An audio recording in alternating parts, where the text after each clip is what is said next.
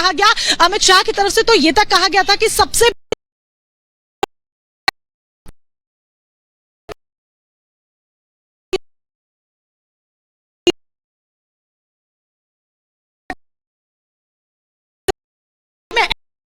है, क्योंकि अगर एनपीपी को बहुमत नहीं मिलता है, हालांकि कॉनराड संगमा कहते नजर आ रहे हैं कि जीत हमारी ही होगी। जब मेरी खुद मतदान के दिन उनसे बात हुई थी तो उन्होंने कहा था कि जीत हमारी ही होगी, एनपीपी की ही सरकार बनेगी। अकेले मैं एक बार आंकड़े फिर से बता रही हूं, त्रिपुरा में 60 सीटों की विधानसभा, तीनों ही राज्यों में 60 सीटों की विधानसभा है और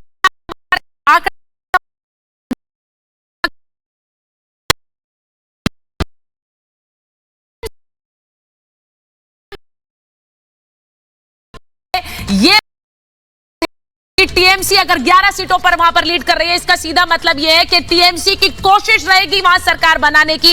इसी पर हम बार बार ध्यान दे रहे हैं कि एनपीपी और बीजेपी साथ मिलकर चुनाव नहीं लड़ी है और इसीलिए कोशिशें वहां पर, मुलाकातें हो रही है, कोशिशें हो रही है। ये त्रिपुरा की 40 सीटों पर बीजेपी इस वक्त आगे है। त्रिपुरा की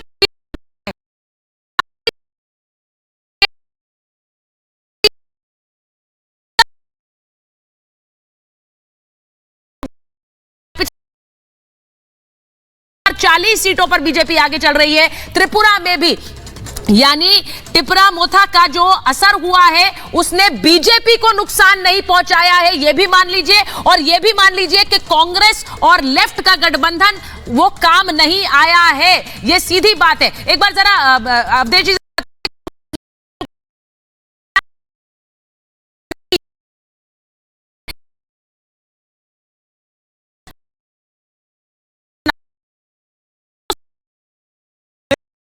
था वहां क्या पूरे देश में इस समय विपक्ष के नेता आपस में एक दूसरे से मिलकर के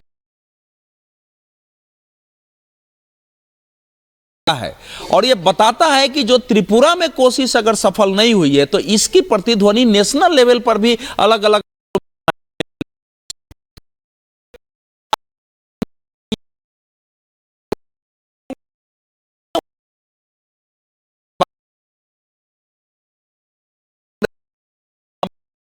तृणमूल कांग्रेस ने पैठ बनाने की कोशिश की, बाद में टिपरा मोथा बनाने की कोशिश की है, तो उन्होंने अपना एक कंसोलिडेशन किया कि शायद अब हम बीजेपी को चुनौती दे सकते हैं, लेकिन नहीं दे पाए। उसका कारण केवल देखिए, केवल गठबंधन से आप चुनाव नहीं जीत सकते हैं। जो नीति है सरकार तक 5 सालों में, जैसा कि ऋषभ बता रहे थे, अगर सरकार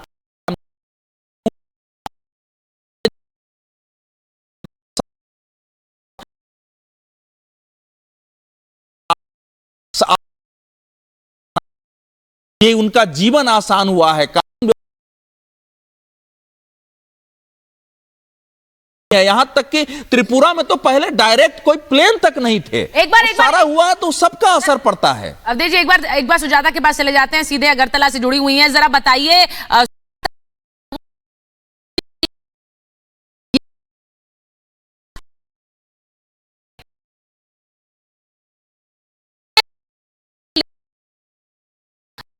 कटा हुआ जो एक रवैया रहा है केंद्र सरकारों का, उससे इतर यहां पर जो